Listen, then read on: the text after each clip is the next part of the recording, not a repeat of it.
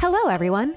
Thank you again for joining Dorsey Ross on this episode of The Dorsey Ross Show. In this episode, Dorsey interviews another special guest that will give you hope and inspire you. Hello, everyone. Thank you again for joining me on another episode of the Dorsey Ross Show. Today we have Richard Walsh, who is a 20 years in business and at the top of his game in the 2008-2009, and he took a hit with the crash and he lost everything, including his own home. At this time, he had a wife and 6 children under the age of 4.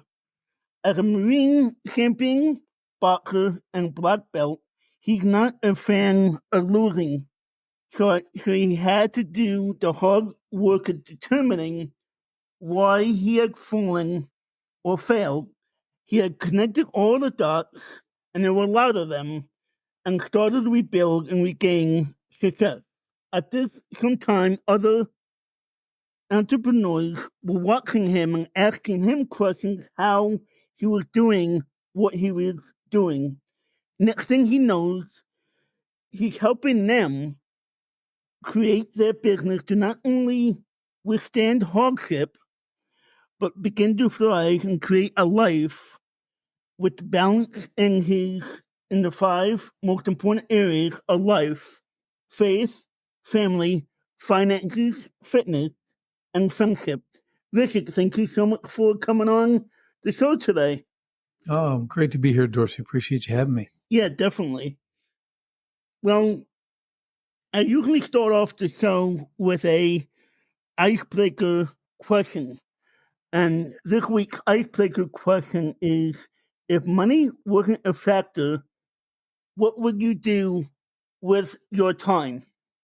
I would do exactly what I'm doing now. I wouldn't change a thing. I love what I do. I love what I've created. I love my family. There's a lot of balance, a lot of good things. And the thing, Dorsey, I've never been driven by money. So that feels like, I've had all that. I don't want all that. It's all about purpose for me, and not money. Money's a good thing. I don't not like money. I'm not driven by it. I'm driven by purpose. Okay. What is the biggest misconception that people have about your field of expertise? From the business coach standpoint, it's relatively new, really.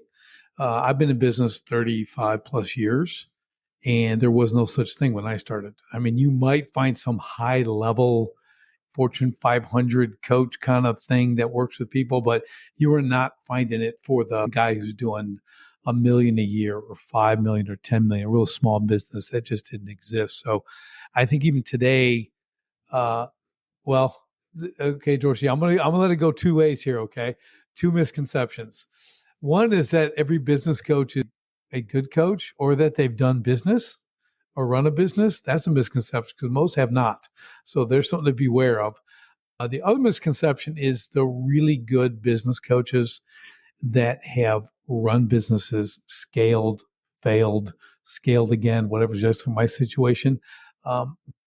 They can bring a different element to the business, and they're usually very, very results focused, and there's a high accountability aspect. So it's a very different, I think the best way to describe it is there's teachers and trainers, Dorsey. Okay. Teachers are going to talk. They're going to talk in front of the class. They're going to tell you to do things and then have you go do them. A trainer, I'm going to tell you to do push-ups, but I'm going to get in my face and do them with you. You're going to do more than I am. I'm going to make sure the form is right and that you're on pace. I'm going to stay there till you finish. That's the difference, right? So that's probably the biggest misconception. What does a business coach do? If, say, I come to you, I'm like, hey, I need help with my business. I'm not making the money I need, or I'm not getting the people in to the business, that I want. I'm not reaching the people that I want. I'm not getting the numbers, whatever it is. What would you do to help me to reach the potential, or like you're saying, the purpose that I need or that I want? Right. So first thing I do is I give them an assessment of their business and the 12 areas of their business. It's an extensive assessment, but it's just yes or no answers. Okay. And they go through that and then it scores them. So they get a score. There's 4 different levels you can score on. Now, most people, especially in that situation described, are going to score very low. And that's okay. I tell them, don't be concerned about the low score. Most people are going to score low. Well, what it does is it gives us a roadmap to start working with. What really needs to be fixed? Yeah, you're not making enough money. Okay, that could be for 10 different reasons. Could be because you're bad at sales, but also could be a lot of other aspects of your business are not dialed in. Right? You're not bringing value. You have poor customer service. There could be a lot of reasons why you're not making money, and we have to determine where those are so we can focus on those first. That's what's key, and that assessment is a critical aspect of finding where to start. Because it doesn't do any good to travel somewhere if you don't know where you're going. Give us a little bit more background. I know I read a little bit about it in your bio, but give us a little bit more background about what happened with your business and how did you come back from that crash of '08 and '09? Mm-hmm. Sure. So I came out of the Marine Corps and I started working. I decided I want to work for myself because working for someone else was not my thing anymore. So I decided I want to work for myself and I started the business. From there, a landscaping business that turned into a custom water feature business. So I built, big waterfalls, ponds, streams, stuff like that for people at their homes. I was kind of in the early stages of that whole industry around 89, 90. And that grew and was great. I became nationally recognized. I won tons of awards, was published, became an internationally recognized steel sculptor. I started doing steel sculpture, adding it to it. So a lot of success there. And then '08 comes along, things crash, right? The economy's crashing. And it started to take my business down with it. November 5th of 2008. I mean, that day I lost $500,000 in one day. And they just kept going off the cliff from there. And I knew it wasn't going to make it. And the one caveat I always put in, Dorsey, is the economy didn't wreck my business. I wrecked my business. The things I didn't do, making money for me is really easy. It's the easiest thing you can do in business, actually, if you think about it. I tell people all the time, they don't kind of believe that at first, but I'm like, it's the easiest thing you do. It's everything else that's hard. Like, because if it was the economy that wrecked my business, there'd be no businesses that survived.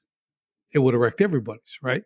But it's because of the things I didn't do that I kept putting off for literally 20 years, right? To shore up my business, make it strong so I could get through that.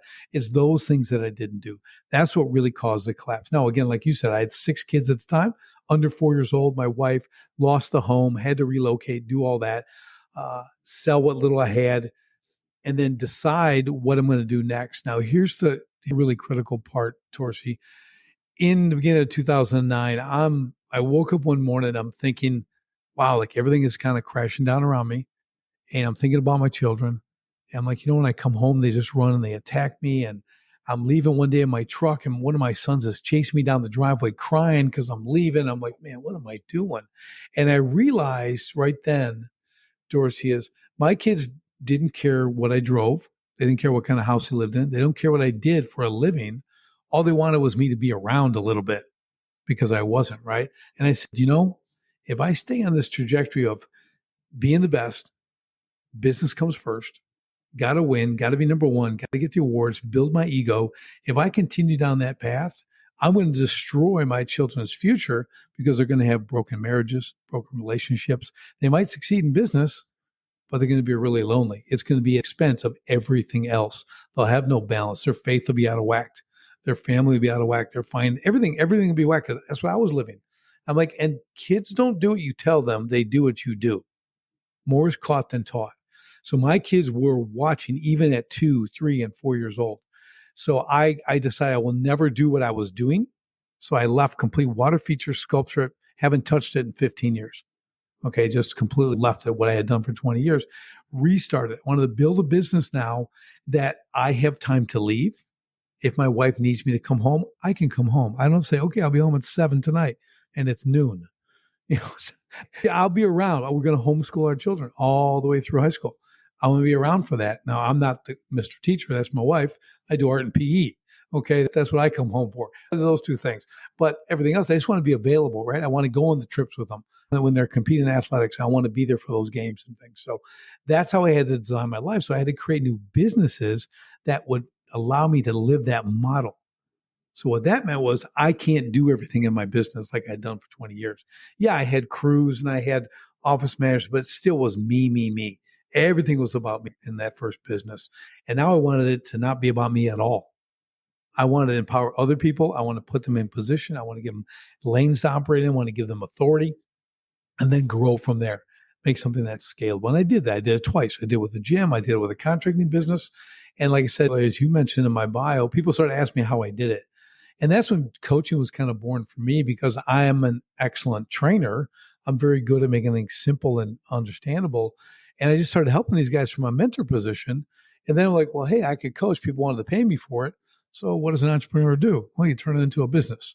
So for years and years now, I've been doing this and helping tons of businesses. And it's just so rewarding, giving them the free profit and impact in their business that they get into business for. We don't get into business for to be a slave to it. We want a business that serves us. We don't want to serve it, right?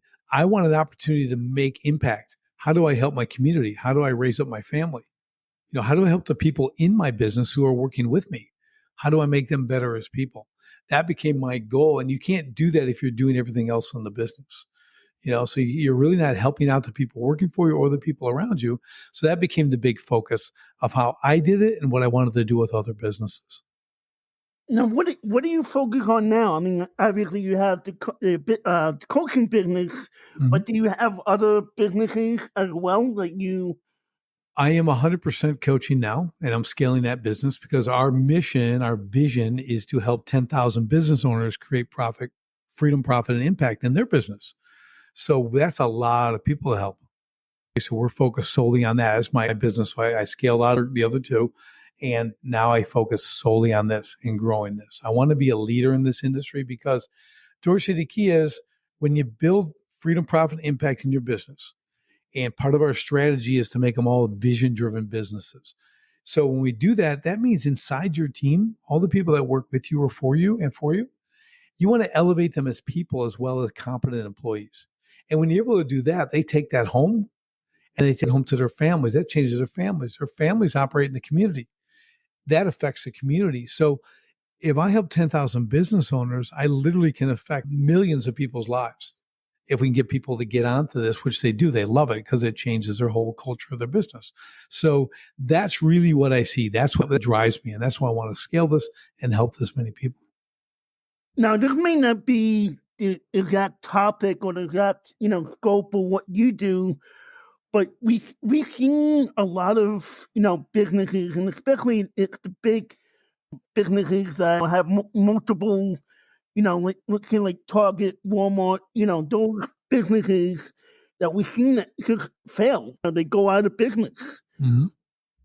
Do you have any idea of maybe what are they doing wrong that they're going out of business? Well, there becomes a size let me give you an analogy. Okay. So pretend my business is an apple tree. Okay. So it gets the apple tree. I planted it. It's growing now. Right. And it's get to about 15, 20 feet. It's going to produce these beautiful apples. Right. Okay. I can go pick low apples. I can maybe go a little higher, get the nice ones on top and get that. Now the question is, do I want my one apple tree to grow to 800 feet? Do I want an 800-foot apple tree that just keeps growing and growing and growing? Because the comparison is what else grows constantly, and that's cancer, right? That grows continuously. And what does it do? It kills its host, right? That's what happens. So when they put everything in that one tree, I'd rather plant another tree, which means another business, right? I'd rather have an orchard.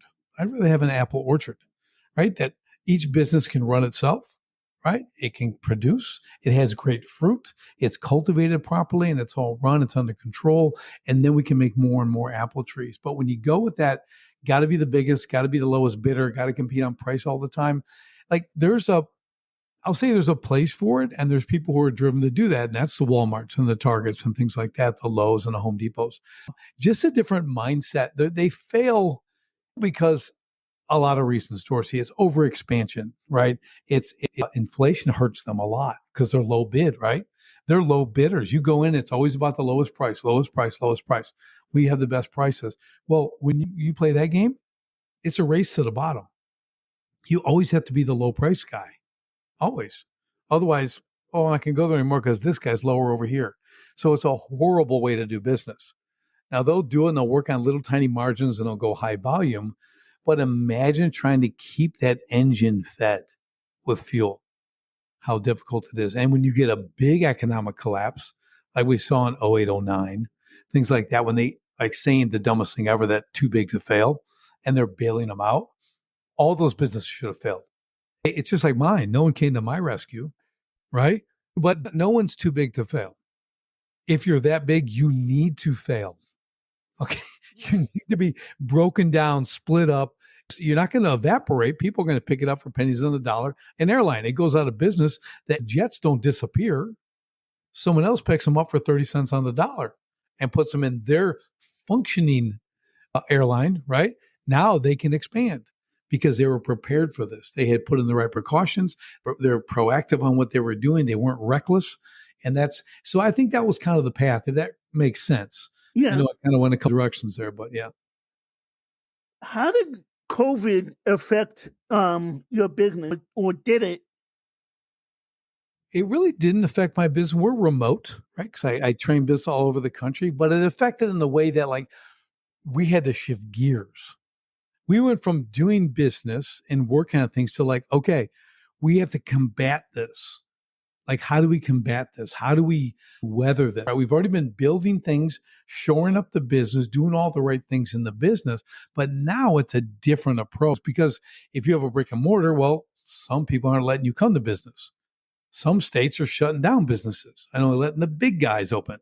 And now you got to deal with that because I think they thought COVID only was safe in the big places and not in the little places. You could manage it. So it was a very odd thing going on, but we had to fight back in our own way and really, again, shore them up and understand, no, we can market through this. This is just going to cause a little bit of a pivot, or we're not going to go under. We're going to weather this because what we have is worth having, right? So it was just a redirection, which was kind of, I hate to use the F word, but it was fun. Okay. It was just fun. So we had a good time doing it. It's a challenge and we got through it. And you know what happens when you get through adversity, you're just so much stronger after that. That was a biggie. The other question I came up with, on top of that was if, there are people listening, to this podcast and maybe they're still struggling somehow coming out. I mean, we've been out of it for a little while, but still struggling from the hard times of COVID. What advice would you give to them to, come out of it and be, and be thriving with that business? I think it's going to be a very simple thing. Look at your business and think of one word: value. Okay. How much value are you bringing to your customer base? What are you doing? Have you changed that? Are you giving them far more value than they're paying for? And what does that look like? That doesn't mean you give away money. It doesn't mean you're giving away more expensive product. You're getting less money for it. It means that you're giving them the intangibles, right? The perceived value. What does this really mean? Really understand what you are, because a lot of businesses, even though they weathered it, they really don't understand what we call our ICP, our ideal client profile, who that person is and how to serve them at the highest level. So if you're still struggling with that, you've got to really dial in who specifically you're serving. Don't ever be all things to all people. That's Walmart, they think. I try never to go in there. So they're not all things to me. They're the last choice. Okay. Everything else is closed and it's whatever. And I got to have something. But I'm just saying that, like, look at the value that you're bringing to the marketplace. Focus on that, improve that. And if you think you can improve it, well, you can call me and I'll help you, because I will show you all kinds of ways to improve it you haven't thought of, because it's so critical. That's what separates small business from the low bidders, the big guys, right? They're just volume, volume, volume. There's nothing special about that place. Do you get a warm, fuzzy feeling when you go in the Home Depot? I don't. Okay. I mean, I just, Walmart, I don't get a warm, fuzzy feeling. I want to take a bath when I come out of there. Okay. I just want to get what I get. You go there, Dorsey, and they have 37 self-checkout lanes now, and 3 work. 3 are open. And I'm like, even the self-checkout doesn't show up to work. Okay. I'm like, what? Are you kidding me? I'm standing in line at the self-checkout, and it's unbelievable. I could just go down this rabbit trail, but I mean, that's what you get. Oh, look, they got 30, literally they got 30 self-help checkouts, and there's 3 open, and one person standing there looking at you, and you're behind 10 other people. I'm like, this is unbelievable. Okay. I mean, so don't be that. How do you serve your customer? How do you make it easy? What's the ease of compliance of getting whatever you offer? How easy is to get it, be served, feel great about it, have the warm and fuzzy. I want to go to the cool coffee place. We can sit down. The ambiance is great. When they bring out coffee out to you, you sit down. I'm happy to pay the $5 for that. I'm getting an experience with it. I like that. That's good. Not a 25-minute drive-through lane. I mean, so it's those kind of things, Dorsey, that change a business, and you look what's immediately around you. How do you serve that? And that'll change the face of your business. I can relate to the Walmart experience only because I work for their competition. I work for Target. And not only do I work for Target, I work the self-checkout line. Sure. Yeah. Well, then, and most of us can check out our own stuff, but then there's people that can't even do that. So it's bad on both sides, Dorsey. You live it firsthand. So it is interesting to watch. Let's just put it that way. You wrote a book called Escaping the Owner Prisoner. And why did you write that book, and what is that book about? So Escape the Owner Prison it's both my story and how not to do what I did. Okay, so it's a how-to manual. Okay, just like I tell my kids, don't do what I did that first 20 years. Do what I do now. Okay, so Escape the Owner Prison is the contractor's new way to scale, regain control, and fast-track growth while loving life. So it's about, again, how do you get in business? Because here's what happens, Dorsey. People get into business. Say I'm a really good carpenter, and I think I can do it better than the guy I'm working for. Matter of fact, I know I can. So I'm going to go get my own clients. I'm going to start a business. Well, I'm doing the work, right? And you have to do that in the beginning. You have to go do the carpentry work. You have to office work. You have to go get materials. You have to do all that. First couple of years, you're building. You're making money. Okay, it's good. But here's the catch. Next thing you know, it's 10 years, and you've repeated the first 2 years 5 times. So you've never been able to scale. You're making money, but not like the money of your dreams. You don't have everything you want. You can't take a vacation because if you don't open the door, no business starts, right? You're in charge. You're doing all this stuff. So you haven't delegated property. You haven't automated properly. You haven't eliminated property. Automate, delegate, eliminate are the 3 things that we look for. And you're trapped. That's the prison. And there's patterns to that I saw over time because I lived it for 20 years. And I thought it was awesome because I was single and I didn't care. And I'm like, business is everything. And I love it, right? I was totally obsessed. So to me, it didn't seem abnormal. But you look back and go, wow, you were an idiot. You were just going and you just had blinders on, I did great things and I made great money and all that stuff, but the rest of the life was out of balance. So Escape the Owner Prison is how to correct all that. It gives you the actionable steps to do that. It takes you through a lot of fundamentals that guys lose or actually never knew. Again, they were good at what they do. And it could be a tech guy. It could be a tradesman. It could be a service guy. A realtor. It doesn't matter. But they get into it and then they don't learn the business side. I don't mean go to college and get an MBA. I mean, what I learned was hire the right business people. Figure out how you can put the right people in place to take care of it because I'm never going to be a great accountant. Never happening. Okay, I took 4 years to get out of general math high school. Okay, so you don't want me working the numbers. Okay, I need a professional for that. So that's really what the book is about. It really shows you how to create that freedom, we talk about the 5 F's. So faith, family, finances, fitness, and friendships. That's the balance. When you hear about work-life balance, that's what my book talks about as well. Because people say, you need work-life balance, and they walk away from you. And no one tells you how. because you still have a business to run. You still want to be successful in business because that's your income. That's how you make a living. But without the bell, but what is that? So that's why the 5Fs kind of come up. Well, faith, it needs to be strong, right? Faith is continual. It's every day, all day. That's what for me. It starts at 4 a.m. when I get up. It's water, it's coffee, it's time in the Word. I praise God. Off to the gym at 5:30. I work out, come back, make my breakfast, have a great day, go to work. Right. So I understand, but I'm continuously, focused on my faith throughout the day. Family comes next, right? That's the right order. It's God, then family. Now it's family. Okay, well, what am I doing? I'm able to see them, go them, take them here, do this, help out my wife, go to the games, do all that kind of stuff, have that balance. Great. Finances. What am I doing with this money I'm making? Am I just buying things? Oh, look, a cool four-wheeler. I'll buy a new four-wheeler, because I got lots of money. No, I have a plan for it. I'm building passive income. I'm acquiring assets to be able to replace my active business income. So when I leave the business or sell the business, I still have that same amount coming in, right? I don't lose that. Very wise with that. And then fitness, again, what do I eat? When do I work out? How do I keep my body healthy so I'm strong? Because if you're not fit, you're not fit to lead. So I want to be fit. I want to lead. I want to have the energy to do that, both my family and my teams at work. I want to be able to do that well. And lastly is friendships. Now, friendships for me, it's a pretty small, I tell people if I lost 3 fingers on one hand, my friends would still fit on my hand. Okay. It's pretty small, but because I'm very selective. Why I call them trench buddies. These guys will have my 6.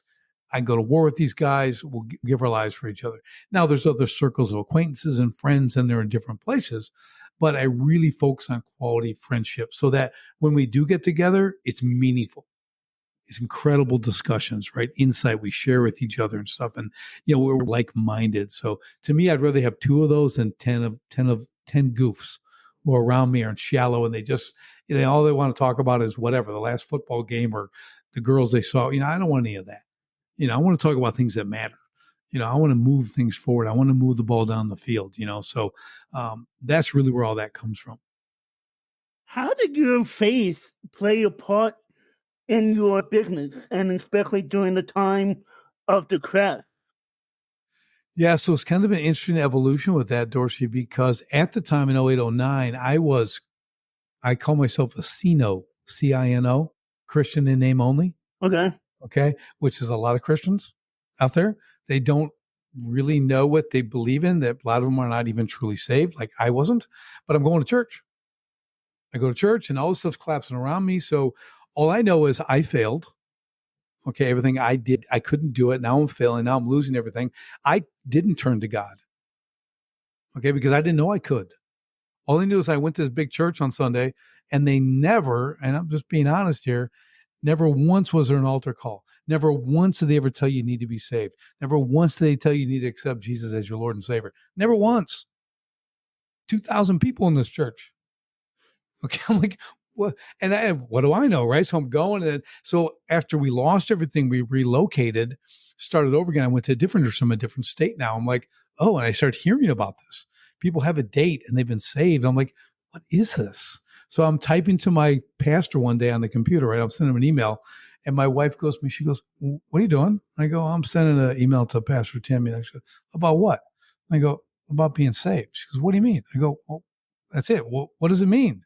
She goes, what are you talking about? I go, well, everyone's got a date. And all of a sudden, I don't have a date. I go, do you have a date? She goes, yeah, I got it. And she gives me her date. I'm like, I go, why don't? She goes, I don't even know you. Like she doesn't, again, that's playing the Christian game. Everyone thinks you're all that, but like, I didn't accept the Lord. I mean, if I checked out that day, I'm in hell, right? Like I am not saved from my sin. I didn't know. But I go to church. That doesn't count. No, it doesn't. Right. So it was such a big revelation. And then started doing that. And like, oh, now I understand. Oh, it's a relationship. Oh, it's about relationship. It's not about checking with the church box. Oh, I gave tithing and all that stuff. It's not that. It's about a relationship. And that changed everything. And I started spending a lot of time in the Word, getting around the right people who could really influence me in a godly way. And that's what changed the business. Because I'm out of the old business now. I'm in the new stuff. Oh, there's a way to do this with a kingdom mindset. Oh, biblical principles. Oh, look, God actually has principles to do business. He has principles to do everything. And the cool thing is I tell people, I go, well, you're in luck if you're not a believer because they work for non-believers too. So if you just apply God's principles in your business, you're going to be successful. How about that? Hopefully you're going to come to Jesus and know him. But really, the fact is what God gives us works. His blessings are in the boundaries that he gives us. If we can operate inside those, it's amazing. So that changed everything for me. And that's really how, my children, we homeschool them all the way through high school, right? So we got to raise them with a biblical worldview and really got them close to the Lord and everything else. And it's just been awesome. So you could say it was kind of pivotal. Now, we talked about it earlier, and I'm not sure if this is the same thing that you were referring to, but why is being the low bidder the worst thing you can do for your business? So like we talked about Walmart and all that stuff too, right? But if you're out there and you're a contractor, anything that you're doing, if you want to compete on price, like I said, it's a race to the bottom. You're going to have to be the low bidder all the time. And here's what happens when you're low bidder. You're never going to have enough. You're never going to have enough money. You're never going to do enough volume. You're going to feel like I'm getting a lot of work. My gross revenue is very high, right? And you're like, oh, that's exciting. I'm doing $5 million a year. But then how much are you taking home? You're doing $5 million, but you're not taking home even $100,000 a year. So, there's a saying, Dorsey goes, gross revenue feeds the ego, profit feeds the family. Okay. It's always about what you keep. If your scorecard is gross revenue, it's going to be a disaster. It's going to look good on the outside, but your family's going to struggle. You're going to struggle, because you don't have that money. So if you want to live that life and always going deeper and deeper and deeper in debt and competition and everything else, you never get to rise above. You'll never be known as the best. Like to me, that I couldn't live with that. I am driven, and God put this in me. He wants us to be the best. We represent him. Do all things as unto Christ. That's how we live. So I want to be the best, right? I'm not going to do it in a bad way, but I'm going to be the best I can be. And I can't be that at low bidding. And now there are people who low bid, then they jack up their prices after they get in and do all that nonsense. But the reality is if you're going to go that route, there's going to be an end. It's going to be bad. You're never going to profit. You're never going to get the things you truly want. You're never be able to help the people you truly want to help because you just don't have the income because you're always racing towards the bottom. So what advice would you give to people that are in that type of business where you have to bid for the price? What advice would you give to them? You're going to have to start to transition out of it, not out of the business, but how you do business. So think of this. If that's like your whole business is that, low bid, low bid, low bid. Okay. Well, you're going to, for lack of a better term, so you're going to create a division. Maybe it's a different offering or it's the same thing offered differently, right? You're going to go for a different customer base. So you're going to have to start out slow, but all of a sudden, instead of charging $5,000 for what you do, you're going to charge $6,500 and then $7,000, and you're going to make it better and better, right? You're going to bring more value and you're going to creep it up to see what the market's going to bear. You're going to go for a different client base, right? So instead of, again, there's a market for everybody. Let's use landscaping. There's a guy with a beat up pickup truck and a push mower in the back, right? He'll cut your grass for $15. Okay. There's a market for that. There's people, they just want the grass cut. $15 is great. The other guy has the beautiful covered trailer. It's all wrapped. He's got the beautiful new truck. He's got rider mowers, blowers, edgers. He'll come and that yard will look like the White House. Okay. It'll be perfect. And you'll pay $200 a week instead of 15, right? The same thing. And you'll be happy. You'll love it. And you'll love to see him every week. You'll come home and you'll be proud of that thing and happy to pay it. They both get to work, right? But I guarantee you the guy getting the 200 a week is going to do a lot better than the guy getting 15, right? He's not going to be able to replace his truck when the time comes. So it's like that, right? So now you have to shift and change your customers. Who do you truly want to serve? Who are your favorite customers and who are they? How do I serve them at the highest level? That's what you begin to do. So really it's time. It's going to take you 1, 2, 3 years to get there. But pretty soon you can do one job and that'll equal 3 or 4 jobs over here on the low bid side. I do it with my customers all the time. I have guys in remodeling and construction. They went from doing $43,000 average kitchens to $93,000, 93,000, right? Now they're doing $150,000 kitchens.